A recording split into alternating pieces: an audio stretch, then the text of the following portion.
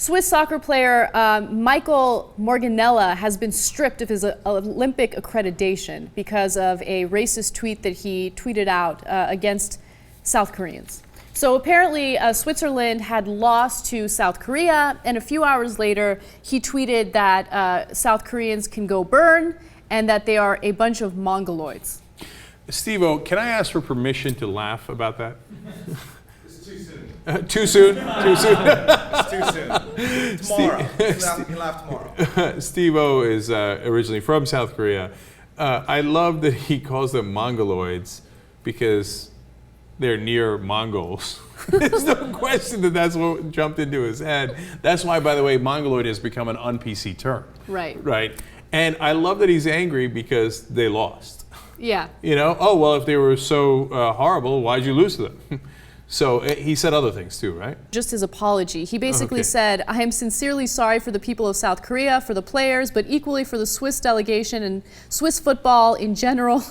He's really sorry about the Swiss team, okay? Just he wants to make that clear. It's clear that I'm accepting the consequences. After the disappointing result and the reaction from Korea that followed, I made a huge error. All right, now he's been sent home. Look, this is the second instance. There was the Greek triple jumper who also got sent home for cracks about the West Nile virus and Africa and ha ha ha. And we turned out that she was a right winger and supported, like, you know, these horrible anti-immigrant politicians in Greece. You're allowed to support whoever you like. Right. And in this case, look, the guy's mad. He just got his ass whooped by a bunch of mongoloids. So he's a little bitter over it, right? Now, is it right to say this about South Koreans? Of course not. Of course not, right?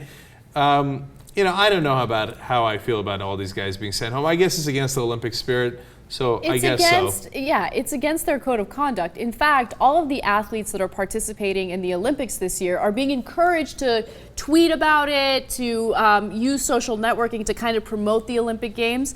And in the process of doing so, they kind of had to review a code of conduct to understand what is and is not acceptable in social media. And apparently they didn't read the code of conduct or just didn't care.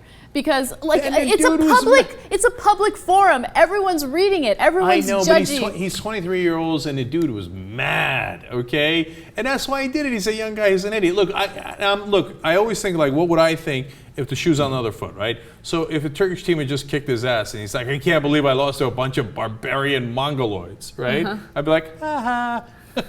Like, that wouldn't really bother me too much. But I guess it depends on the context, right?